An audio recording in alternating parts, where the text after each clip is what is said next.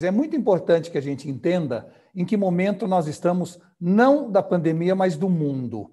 E a verdade é que a gente vive num país onde até o passado é incerto, não é? O que dificulta muito qualquer previsão nossa, não é?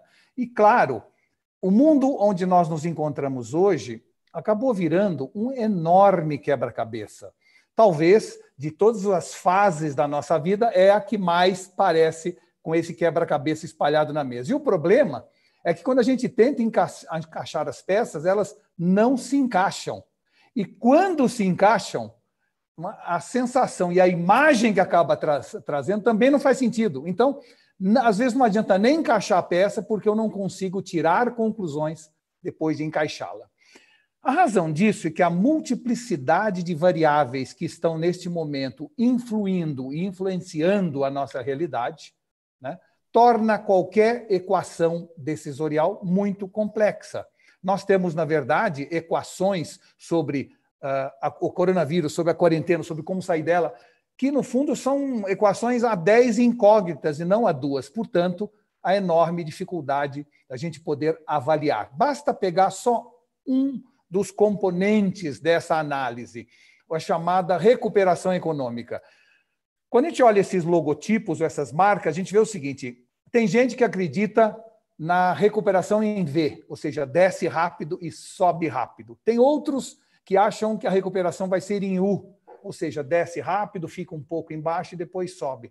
Tem um terceiro grupo de pessoas que diz que a recuperação vai ser em W, desce, sobe, tem uma nova recaída, desce de novo, sobe de novo. E tem até os que acreditam que a recuperação é o verdadeiro logo da Nike, desce rápido e depois sobe lentamente. Mas a verdade é que você pode ouvir qualquer uma dessas teses sobre recuperação econômica e sempre haverá componentes e, vamos dizer assim, peças que não se encaixam.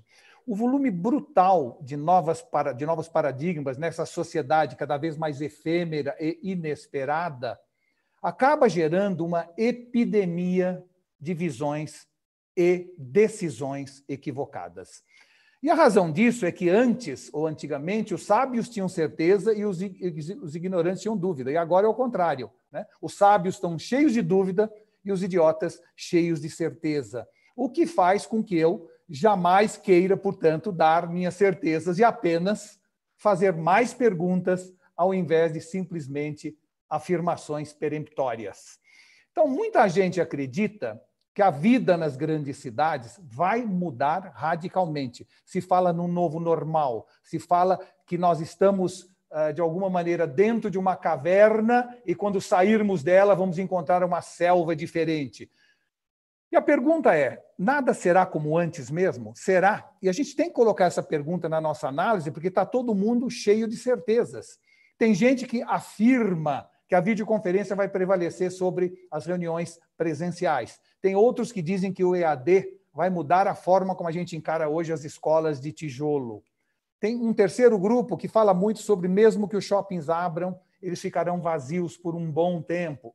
Tem uma terceira, ou uma quarta, um quarto grupo que fala que a área de feiras e eventos nunca mais será o mesmo, porque vai sofrer uma migração definitiva para as plataformas digitais.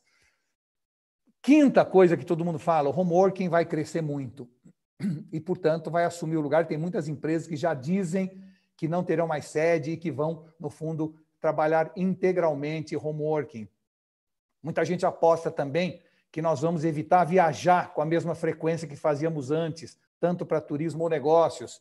Alguns outros dizem, olha, o futuro é muito mais participação social em casa, onde nossos amigos vão vir e nós vamos pedir iFood ao invés de fazermos reserva em restaurante. E eu poderia passar aqui um tempo enorme dizendo para vocês tudo que se prevê hoje em dia, não é? Algumas pessoas fazem previsões sobre nós vamos ficar mais cautelosos em relação à nossa intimidade. Alguns afirmam peremptoriamente também que o exercício será mais individual, em casa, e não em grupo, como fizemos até hoje nas academias. E, no fundo, tudo isto, claro, baseando-se também no que a gente está vendo que está acontecendo agora na pandemia, que nós vamos evitar horários de pico, reduzindo o fluxo de pessoas no transporte público de maneira definitiva, fazendo com que agências de propaganda comecem a operar às 11 da manhã e vão até às 9 da noite, e escritórios de contabilidade começam às 6 e fecham às 4 da tarde. Enfim, tudo isso são previsões ou certezas que a gente tem lido, tem visto, tem assistido de todo mundo. O que é importante a gente tirar como lição ou como conclusão? É que essas são tendências comportamentais que já vinham evoluindo, ou seja, não está havendo nada de novo, de inédito. Na verdade, tudo isso que a gente já vinha assistindo, o maior uso das compras online, o maior uso do ensino à distância, uma maior utilização do sistema de reunião digital, já vinha acontecendo. A única coisa que nós percebemos agora é que, por necessidade, tudo isso foi acelerado. Mas não é algo que surgiu agora. Simplesmente já vinha acontecendo a 1 dígito e agora vai ocorrer a 2 dígitos. Claro que outras, vamos dizer assim, outras conclusões ou resultados dessa pandemia surgem, né? Eu vou citar apenas alguns. Primeiro, será que nós vamos eliminar os escritórios panorâmicos e voltar aos cubículos para preservar mais a saúde dos nossos funcionários? Outra coisa, será que quando alguém assoprar uma velinha no aniversário, ninguém mais vai querer o pedaço de bolo com medo da contaminação?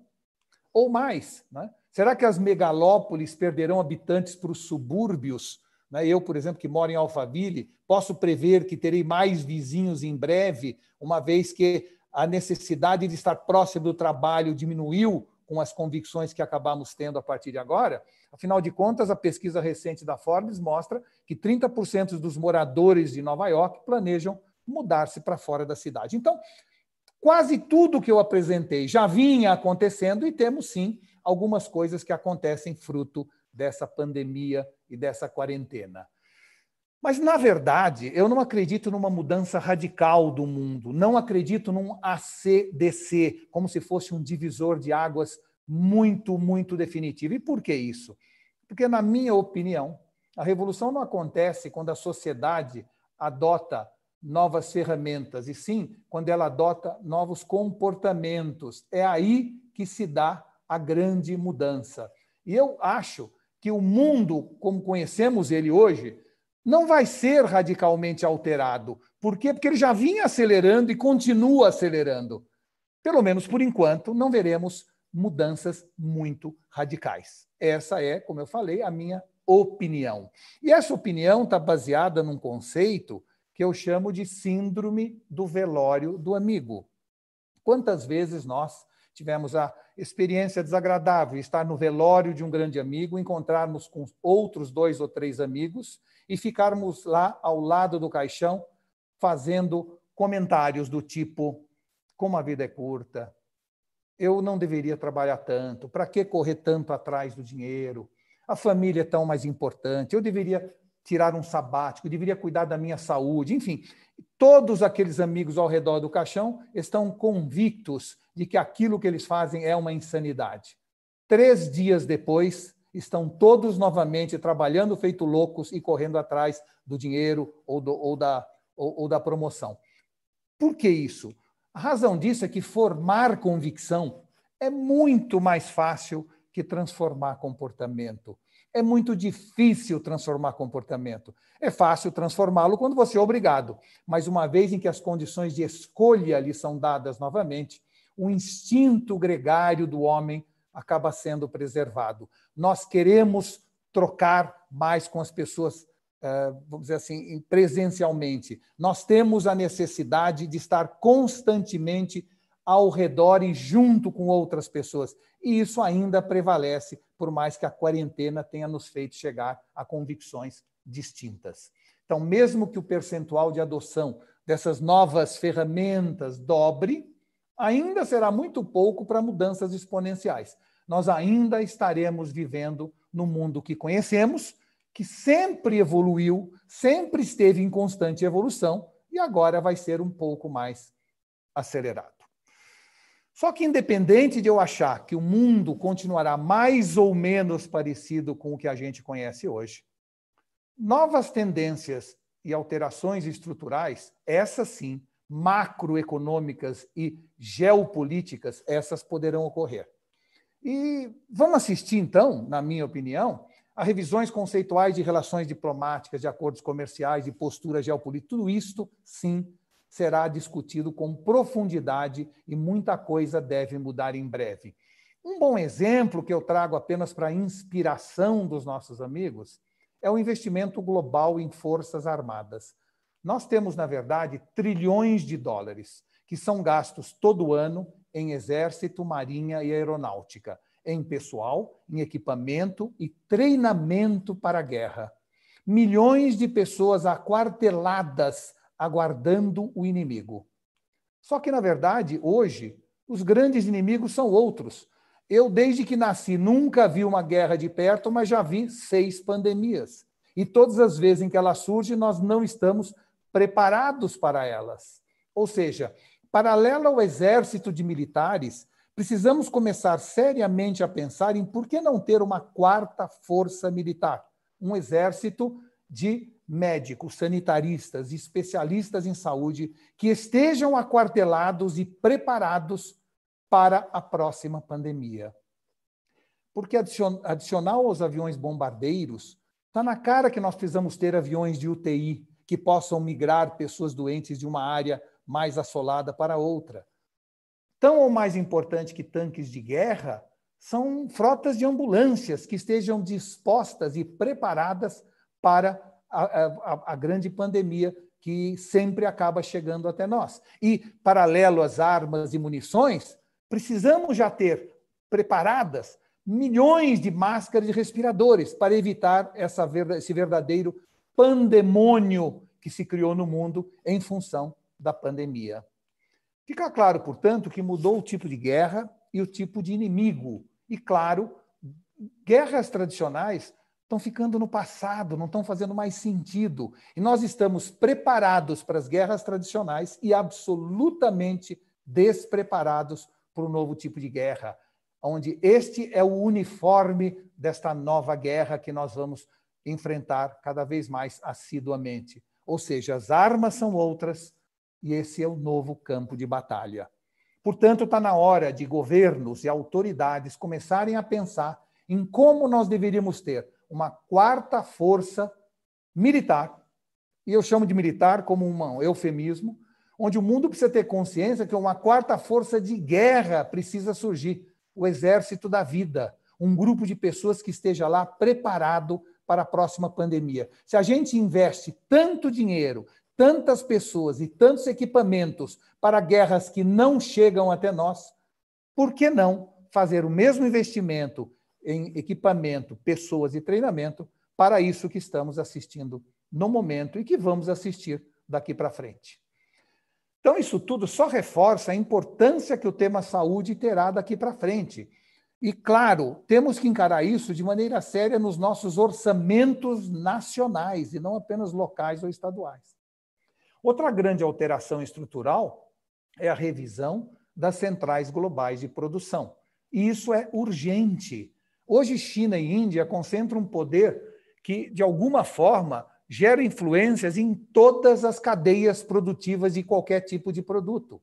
Basta dizer que das 500 maiores companhias do mundo, 300 têm instalações em Wuhan. Então, se Wuhan para o mundo. Isso é muito perigoso em termos estratégicos para qualquer país. 75% dos anticoagulantes são produzidos na China, do mundo inteiro. Quem que pode assumir um risco como esse? 85% do princípio ativo dos nossos remédios é importado, a grande maioria vem da Índia. Ou seja, nós vamos ter que revisar essas centrais de produção, mesmo que com aumento de custos ou redução de produtividade, no sentido de preservarmos a nossa segurança sanitária, segurança física, segurança emocional e assim por diante. Uma revisão adicional também que exige muita reflexão é o conceito de globalismo versus nacionalismo. E por que eu digo isso? Porque no momento da crise, aparentemente, é cada um por si, Deus para todos, por mais que teoricamente estejamos cada vez mais globalizados. Basta ver que os Estados Unidos foi lá na China e pegou todos os respiradores que existiam em 23 aviões e levaram para os Estados Unidos. Mas vamos dizer que os Estados Unidos ainda pensa America First. Bom, e a Europa com a sua comunidade europeia, aonde a Itália entra com um problema e a Alemanha fecha a fronteira? Que comunidade é esta onde não houve ajuda interpaíses, como era de se esperar numa comunidade? Então, até que ponto a comunidade europeia resistirá a essa prova de fogo, que, no fundo, foi um enorme incentivo aos separatistas? Temos que rever com muita seriedade a visão globalismo-nacionalismo. Outra ideia que emergiu dessa crise é a chamada Universal Basic Income, ou seja, a renda mínima propalada pelo Suplicy durante tantos anos, e que já está em ampla discussão em vários países, com a inteligência artificial tomando o lugar de tanta gente e o volume de desempregados previsto. Será que não está na hora da gente pensar numa renda mínima? Vejam, eu, como liberal, sou contrário, teoricamente, a esse conceito. Por quê? Porque é, no fundo, uma visão preocupante, incentivadora de uma moral escrava e independente versus uma moral aristocrata e independente. Eu sou, vamos dizer assim, um defensor incansável da meritocracia e não da ajuda que a gente dá para cada um. Mas será que tem jeito, num mundo como a gente está vendo hoje, de continuarmos com nossas crenças? É o caso de nos perguntarmos. O que nos leva a mais uma reflexão, não é? Que é o papel do Estado. Como liberal que sou, eu, sem dúvida, desejo o Estado mínimo, a privatização de tudo, né? A redução da autoridade dos governos, mas, no fundo, elas ganharam um enorme protagonismo nesse momento. Ou seja, o SUS e a Caixa Econômica Federal estão ambos na liderança das principais batalhas dessa pandemia. Vejam como o governo, nesse momento, assumiu uma importância estratégica fundamental, deixando a iniciativa privada apenas com o papel de ajuda ou colaboração modesta. O que é ruim para nós, se a gente pensar como liberal. E aí vem a grande pergunta: essa crise será que vai inverter a tendência liberal para uma tendência mais keynesiana? É uma pergunta que nós não podemos deixar de responder em relação ao nosso futuro.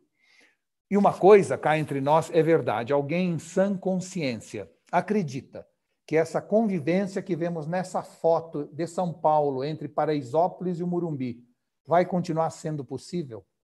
Nós podemos continuar aceitando este tipo de diferença socioeconômica tão gritante e tão próxima, sem grandes consequências quanto à segurança e aos vários problemas advindos dela? É uma pergunta que nós não podemos deixar de responder, e com muita urgência. E, claro, tudo isso nos leva a uma pergunta de fundo, de caráter mais psicológico, mais pessoal. Nós vamos sair dessa pandemia mais egoístas ou mais generosos?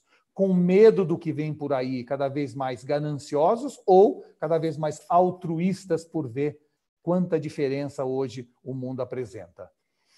E, para completar, nós precisamos também reavaliar os critérios que fizeram com que a gente entrasse nessa quarentena.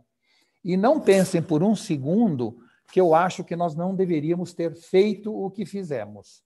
Eu tenho certeza e convicção que parar o mundo, principalmente o Brasil, que tem um déficit de saúde brutal, para durante um mês nos prepararmos para enfrentar a pandemia, ficando todo mundo em casa, nenhuma dúvida, foi a melhor decisão. Mas ficar 2 meses, 3 meses, 4 meses, a gente tem que entender que na economia o efeito é logarítmico ou exponencial, que no primeiro mês isso tem um efeito X na economia, 2 meses parados tem um efeito 10x, e 3 meses parados um efeito 100x. Ou seja, nós temos que reavaliar os critérios de por que entramos e principalmente de como vamos sair disso.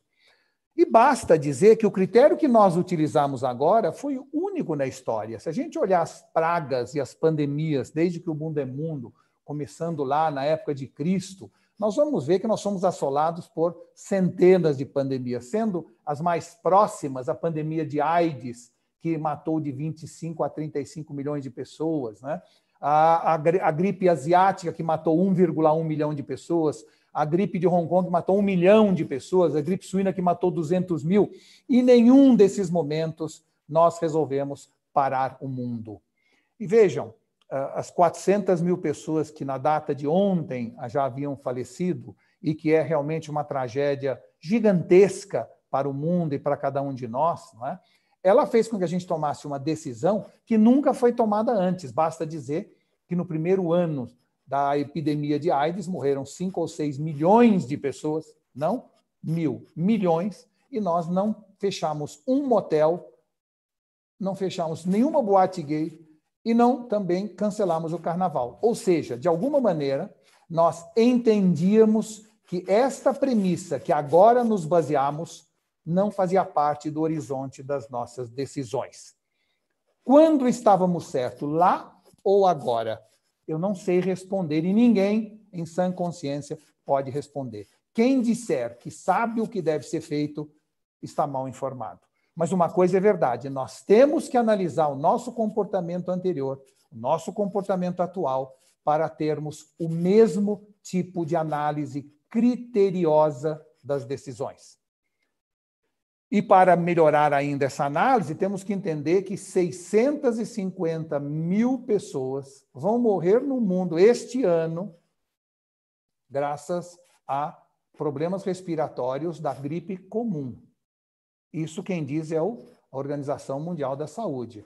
E ela também diz que este ano está previsto, e talvez o número seja um pouco mais baixo, porque as pessoas saindo menos de casa têm menos acidentes, mas ela previa 1,9 milhão de pessoas no trânsito morrendo em 2020. Nós, em nenhum momento, paramos o mundo para debelar esta pandemia gigantesca de 2 milhões de pessoas mortas, obrigando carros a andar no máximo a 30 km por hora, ou proibindo motos de andar entre os carros, que está se transformando numa pandemia grave de saúde. Nós simplesmente tocamos a vida, apesar de 2 milhões de pessoas previstas para morrer esse ano no trânsito. Ou seja, no fundo, o trânsito é o mesmo que um avião, com 200 passageiros cair todas as horas, todos os dias, o ano inteiro. E a pergunta que fica é, por que para um caso não tomamos providência nem de proibir as motos entre os carros e no outro resolvemos parar o mundo e prender todo mundo em casa? E quando a gente analisa também, fruto do World Meter e da Organização Mundial de Saúde, nós vamos ver que o câncer matou de 1º de janeiro a 8 de junho, portanto até ontem, neste ano, 5 meses e alguns dias, 3 milhões e 600 pessoas morreram de câncer, 2 milhões e 200 de cigarro, de AIDS ainda, 740 mil, de acidentes de carro, 572 mil pessoas, suicídio, outra pandemia brutal, 472 mil pessoas, malária, 431, enquanto que o Covid matou até agora 409 mil pessoas desde novembro, quando a epidemia começou em Wuhan. Dá para a gente analisar, então, que a Covid não é nem a única, nem a mais grave, nem a mais importante das pandemias ou das endemias que atacam o nosso mundo. E fica uma pergunta: se temos a coragem, a atitude ou a loucura de tomar decisões de parar o mundo por uma pandemia como Covid, o que vamos ou devemos fazer para todas essas outras que têm um número de mortos até agora até maior do que o próprio Covid-19? Novamente, ninguém pense em sã consciência por um segundo que eu fui contra a quarentena, que eu fui contra, como muita gente foi, não é? Nós pararmos o país para nos prepararmos para a pandemia. Mas daí a continuarmos indefinidamente desta forma, realmente é algo que me preocupa. E volta a pergunta: e o que faremos, então, para evitar outras pessoas? Já que a vida importa muito, o que faremos com os acidentes de carro, com o suicídio, com a malária e com a própria influenza? Por isso eu digo que, em qualquer momento, a nossa análise tem que levar em conta a perspectiva. Vamos olhar e colocar os fatos em perspectiva para, em cima deles, formarmos juízo de valor e definirmos nossos critérios. E, como eu falei, quem acha que tem resposta certa para tudo, na verdade, está mal informado. Por quê? Por quê? Porque antes, contra fatos, não havia argumentos. E agora, contra argumentos, não há fatos. E é inacreditável como a sociedade está cindida ao meio, sem condições de se definir quem tem razão. População dentro de casa, políticos brigando, economia descendo por um lado e as ações subindo por outro. A verdade é que nós nos sentimos como cegos guiados por um cachorro louco, com a sensação de que se botar um muro é um hospício, se botar uma lona é um circo. E isto é muito ruim para todos nós no plano pessoal e no plano corporativo. Por isso, mais algumas perguntas para a nossa reflexão, não é? Será que finalmente o mundo vai entender e valorizar mais médicos e enfermeiras do que celebridades? Será que essa atenção demasiada que damos às celebridades não deveria ser repensada e darmos um mesmo tipo de atenção para médicos e enfermeiras? Ou seja, diversão ou salvação? Onde está o verdadeiro valor da vida? Aonde que nós vamos colocar a nossa torcida, o nosso carinho, a nossa atenção, nossos recursos daqui para frente? Segunda pergunta, será que após a quarentena, ilhados cada um de nós nas nossas jaulas, nós seremos capazes de entender como animais se sentem num zoológico? Será que a quarentena, apesar de não mudar o comportamento, vai ser capaz de alterar nossa consciência em relação ao respeito aos animais, que se sentem a vida inteira em quarentena? Terceiro, é o caso de sermos tão alarmistas na mídia? Será que, seja por objetivo político ou por objetivo mais humano, de alertar a população através do medo, será que isso traz efeitos positivos ou negativos? A verdade é que no começo dessa pandemia se falava em 50 milhões de mortos, ou 40 milhões, ou 15 milhões em determinado país, não é? E, claro, desses 50 milhões foram baixando, agora eles falam em 3 milhões e meio, 1 milhão e 100, e no fundo, tudo isto é um chute, porque ninguém sabe ao certo nem como começa, nem como termina. E, afinal, o papel da imprensa é informar ou aterrorizar? O que, de repente, deveríamos pensar sobre o verdadeiro papel da informação? E como eu chamo mídia ou imprensa, eu não estou falando só do jornal ou televisão, eu estou falando de todos nós que viramos mídia. O Brasil tem hoje 210 milhões de mídias. O que nós estamos fazendo? Colaborando para a informação ou para o terror? Ou seja, o terror gera uma sensação que não há solução para nada, que nada pode nos salvar. E isso faz com que as pessoas se atirem rumo ao desconhecido. E nós não podemos esquecer nunca, e a história já cansou de provar, que a civilização é uma casca muito fina que encobre a barbárie. E se não tomarmos cuidado com a civilização, a barbárie pode aparecer. Toda vez que o terror entra por uma porta, o bom senso sai pela outra. E, claro, sob o ângulo político e das liberdades individuais, a melhor forma de dominar uma população é através do medo, como diria Luc Ferry. É ele, o terror, o medo, que acaba gerando um poder assimétrico e amplia a margem pessoal de arbítrio, trazendo à tona tiranetes do poder que depois não querem abrir mão desse mesmo poder. Quarto, será que finalmente nós daremos atenção a quem realmente interessa? No último World Economic Forum, que aconteceu no começo deste ano, havia lá dois personagens, a Greta Thunberg, com sua visão alarmista do fim do mundo através dos problemas ecológicos, e o Niall Ferguson, uma figura proeminente na área da análise do comportamento humano, e que nos alertou durante esse evento inúmeras vezes sobre um vírus mortal que geraria uma pandemia global.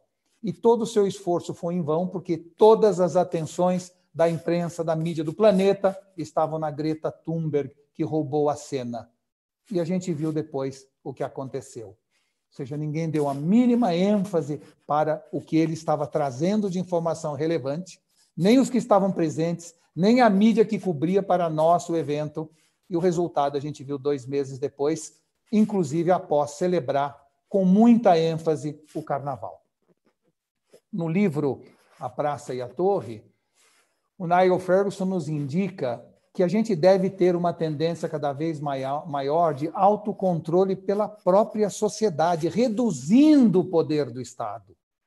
E, segundo sua visão, se antes a sombra da torre, o governo, protegia a praça, o povo, agora nós temos que inverter isso. É o brilho da praça, o povo, que vai iluminar a torre, o governo. Ou seja, nós temos que entender que está nas nossas mãos realizar a mudança que precisamos. Mas, infelizmente, a pandemia levou de volta ou trouxe retorno do poder na mão dos poderosos ou do governo, das autoridades e assim sucessivamente. E aí vem uma quinta e última pergunta. Será que nós estamos jogando o bebê junto com a água do banho? Será que é isso que queríamos? Ou, pelo menos, será que é isso que aconteceu? Houve um processo ou não de overreaction em relação à pandemia ou a dose foi adequada? E é uma pergunta sincera, para a qual eu não tenho resposta, mas não posso, vamos dizer assim, deixar de perguntar e me perguntar sobre isso todos os dias quando eu vejo decisões de um lado e de outro.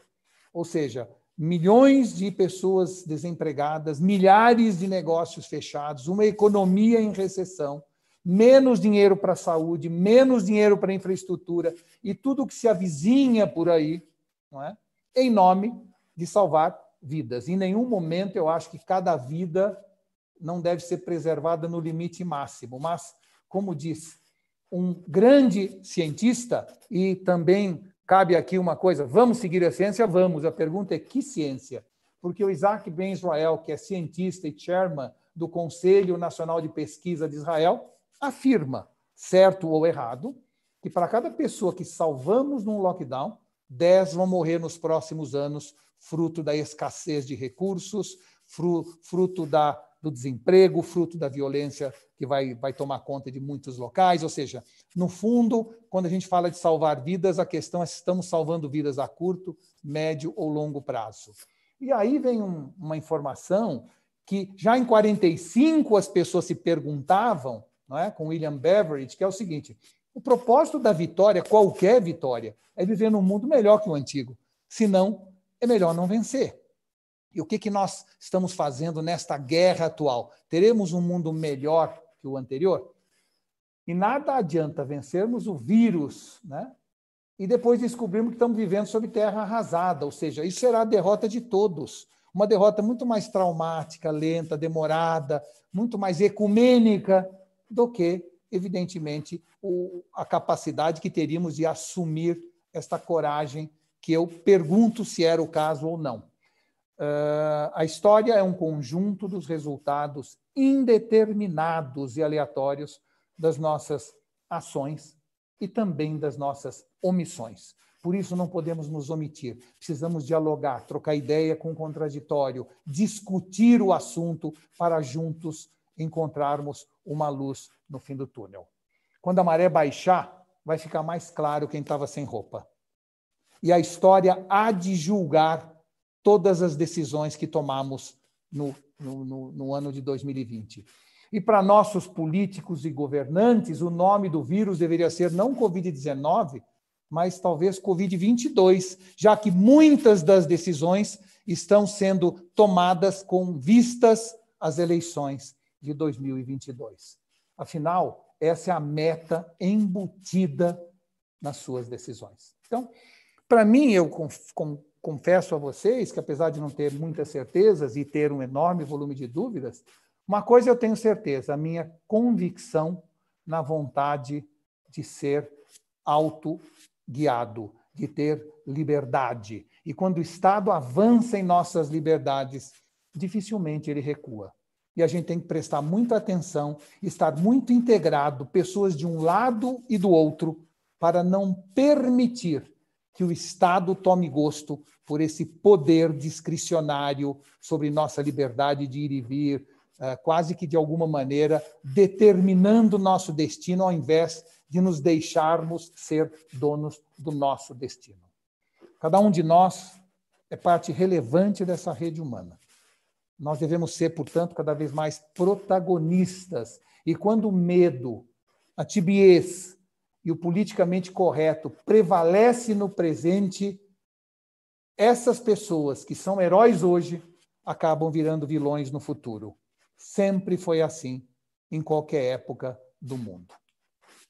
Em regimes livres e democráticos, decisões duras e contundentes são muito mais difíceis. Aliás, eu, como democrata que sou, como capitalista que sou em termos de crença, sou obrigado a concordar que existe um pecado original na democracia e no capitalismo. E qual é esse pecado original? É que na democracia e no capitalismo nós somos obrigados a agradar a todos. Por quê? Porque, do contrário, eles não compram nossos produtos e não votam em nós. Então, a capacidade de não fazer aquilo que as pessoas querem, mas fazer aquilo que é melhor para elas, é muito dificultado em regimes democráticos e capitalistas. A verdade é que em qualquer momento do mundo, mas principalmente no momento de pandemia, toda decisão implica em perdas. Não há como ser diferente. E aí vem a pergunta: não deveríamos subordinar um mal menor para evitar um mal maior? Não deveríamos, de alguma maneira, aceitar esse mal menor, por mais duro que ele seja, para evitar um mal maior, agora ou lá na frente? E aí, claro, a história é cheia de exemplos, não é, do que se tomou de decisão, ainda no século passado, ainda durante a guerra, quando, em novembro de 1940, 500 toneladas de explosivos caíram sobre Coventry, na Inglaterra, bombardeando uma cidade e matando milhares de pessoas. Essas milhares de pessoas que foram atingidas, se soube depois que uma coisa tinha sido informado, ou seja, Churchill sabia do ataque com antecedência, porque os aliados haviam decodificado as mensagens dos alemães. E 2 dias antes desse bombardeio, os ingleses já sabiam que a cidade seria bombardeada. É evidente que muita gente chegou para o Churchill e falou: vamos evacuar a cidade. E o Churchill disse: eu não posso evacuar a cidade, porque se eu evacuar a cidade, os alemães saberão que nós decodificamos suas mensagens e, com isso, nós não teremos chance de ganhar a guerra. O que significa isso? Que, ao decodificar as mensagens alemãs, isso era crítico para vencer a guerra e que ele teve que tomar a dura, a inominável decisão de deixar bombardear uma cidade com gente dentro, ao invés de tirar a população, porque perde-se com isso 2.000 pessoas, mas se salvam milhões de pessoas, fruto do fim da guerra com a vitória dos aliados. E a história é cheia de exemplos como esse. E aí vem a pergunta: quem teria a coragem de fazer isso nos tempos atuais? Ou uma pergunta ainda ulterior: deveríamos ter esse tipo de coragem nos tempos atuais? Será que é o caso? E não podemos deixar de nos questionar para firmarmos jurisprudência sobre as decisões que estamos tomando agora. Então, essas são, sem dúvida, as grandes questões que se colocam à nossa frente e, claro, que vão determinar a nossa vida no futuro. Mais decisões, certas ou erradas, serão tomadas daqui para frente. E nós temos que ter critérios muito próximos do melhor possível para não errarmos de maneira dramática. Se fizermos até agora o que fizemos, não vamos olhar para trás, vamos olhar para frente, mas vamos analisar o que está sendo feito, vamos analisar o critério utilizado e, para isso, vamos integrar os que estão de um lado aos que estão do outro lado, para realmente, unidos, podermos determinar o que fazer daqui para frente. Enquanto isso, enquanto a gente fala das grandes questões macroeconômicas, geopolíticas, de consciência, né, no caráter humano e das grandes decisões que mudam o mundo, nossos negócios e nossas carreiras precisam existir, resistir, persistir. E convém a gente pensar e discutir um pouco isso também, né? A pandemia acabou criando um test drive global de novas formas de vida e de consumo, integrando definitivamente o digital nas nossas vidas. Ou seja, a verdade é que toda essa disrupção que já vinha acontecendo, que foi agudizada pelo coronavírus, trouxe mudanças impactantes em nossos hábitos e comportamento. A última década, de certa maneira, mudou muito mais do que o século anterior. A verdade é que pessoas e tecnologia estão cada vez mais integrados e com o mesmo propósito, ou seja, nós temos que aceitar e, mais do que isso, celebrar o princípio da coevolução. Homens e máquinas unidos e integrados na melhoria da qualidade das nossas vidas. Uma coisa daqui para frente está cada vez mais claro. Já estava claro antes do coronavírus e agora mais ainda. Empresas não morrem mais somente por fazer coisa errada. Elas morrem também, daqui para frente, por fazer coisas certas por um tempo longo demais. Se nós não revisarmos nossos paradigmas, Houston, we have a problem. E, claro, nós entramos na era da efemeridade. E, nessa era, planejamento de empresa daqui para frente não é mais GPS, onde eu sei onde eu estou, eu sei onde quero chegar e eu traço o caminho. Não, daqui para frente temos que agir como o Waze. Eu sei onde eu estou, eu sei onde eu quero chegar, não tenho a menor ideia qual o caminho que eu vou seguir, porque ele vai variando conforme os quilômetros vão avançando.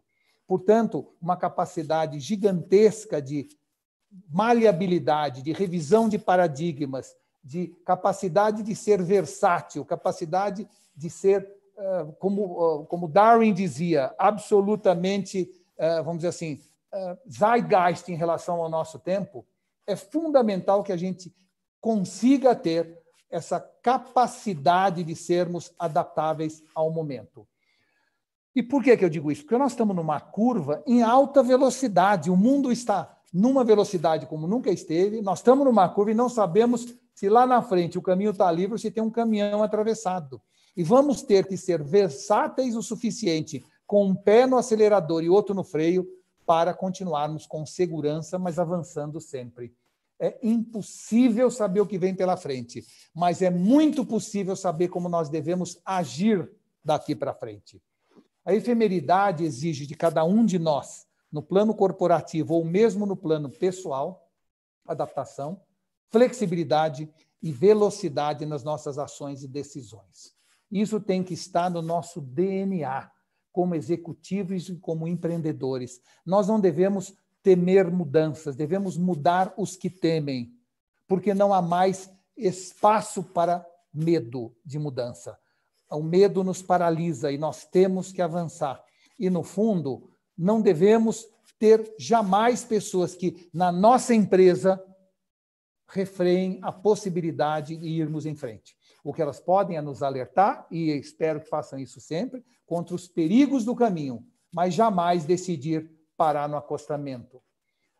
Nietzsche nos traz um bom exemplo, e às vezes é bom você pegar exemplos do passado, né, para repensar o futuro, mas ele nos trouxe pela primeira vez a noção de moral aristocrata e moral escrava, dois tipos de pessoa que existem na humanidade, segundo Nietzsche. Os termos moral escravo e aristocrata, claro que foram cunhados numa época onde o politicamente correto não imperava, né? Mas não significa pessoas ricas e pessoas pobres, nem brancos e negros, nem inteligentes e mais desprovidos de inteligência. Não tem nada uma coisa com a outra. E sim, o que prevalecia na época, o que ele queria dizer, é que existia um grupo de pessoas que era dependente e que gostava dessa dependência, como Etienne de Leboissy fala na Servidão Humana, e sim, outro grupo de pessoas que era dono do seu destino. E isto, até hoje, de certa maneira, não se alterou.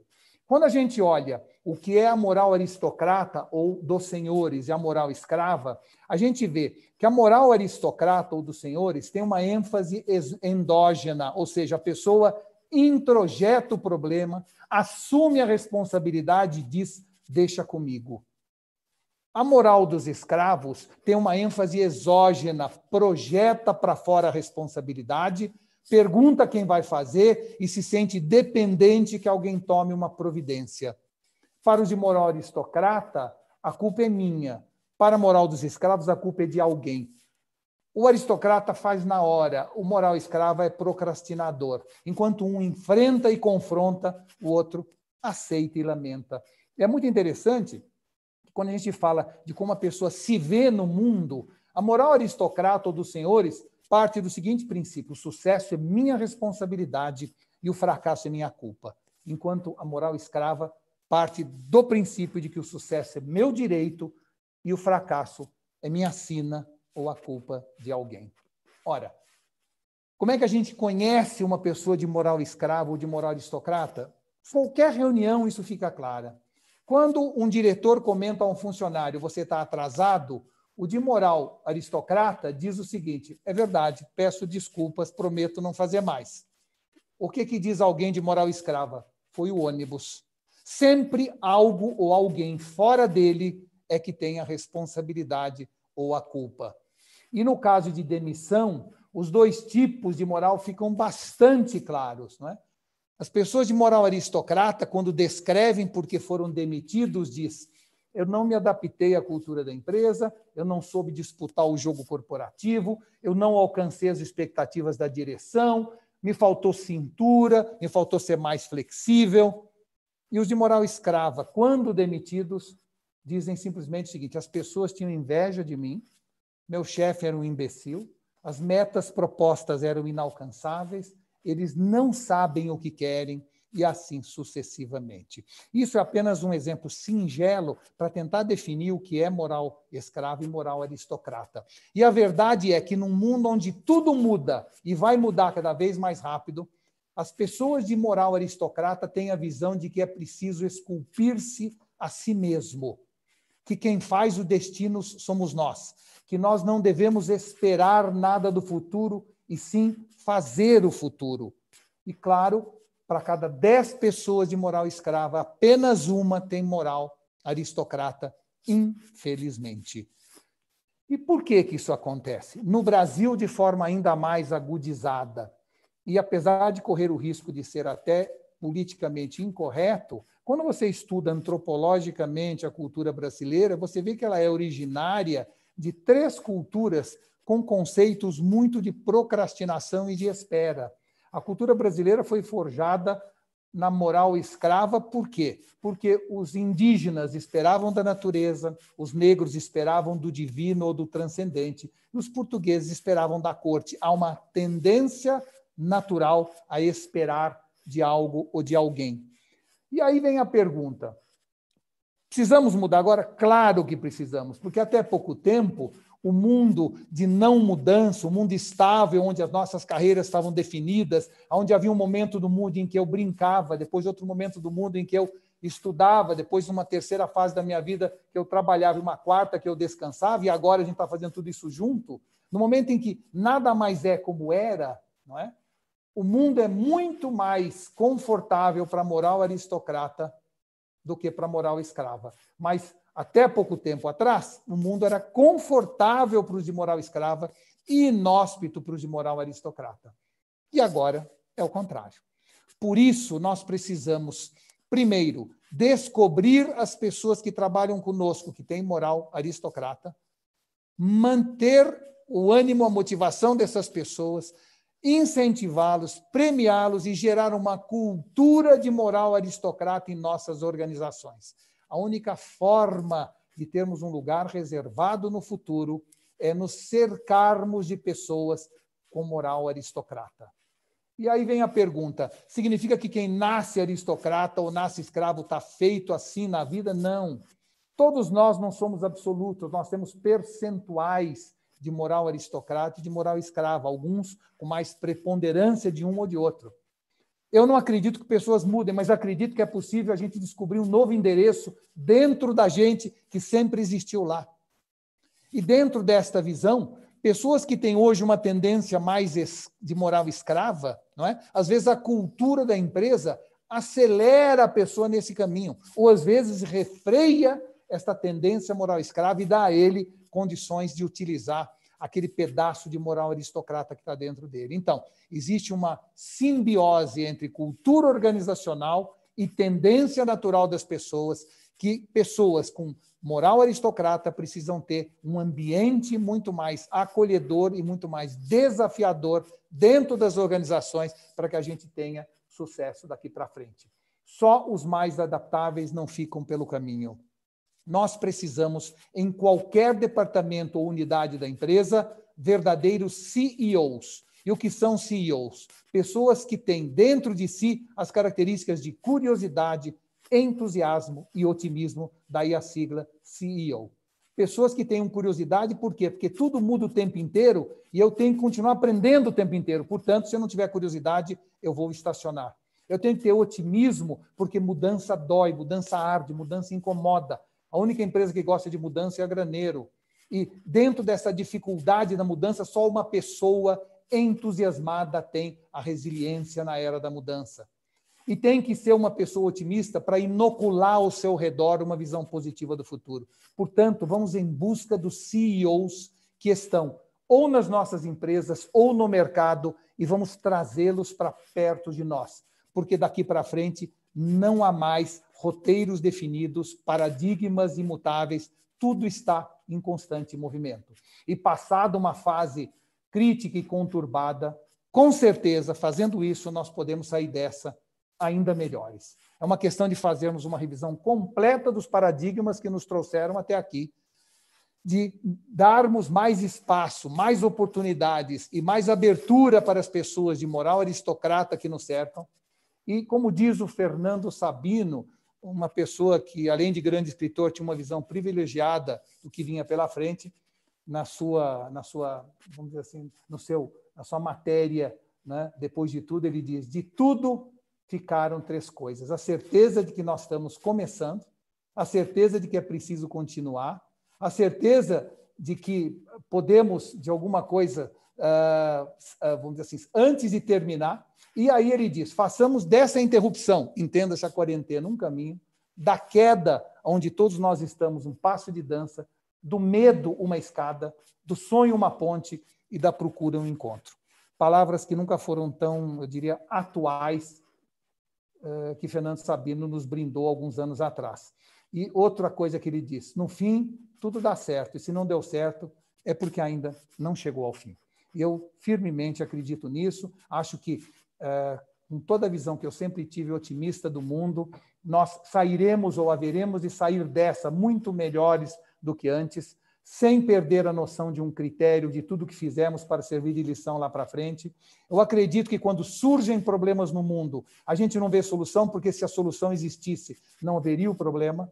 Sempre a solução vem após o problema, mas das 100 últimas crises mundiais que tivemos de saúde, do petróleo, do bug do milênio ou da falta d'água, sempre nós encontramos uma solução muito mais rápida e muito mais inesperada. Tenho certeza que com essa pandemia, também vejo assim, de maneira otimista, haveremos de encontrar uma solução mais rápida e mais benéfica para todos do que estamos neste momento imaginando. Vamos usar da nossa curiosidade para continuarmos analisando a situação, do nosso entusiasmo para entendermos que lá na frente tem um mundo melhor e do nosso otimismo por acreditar que já já tudo isso passa.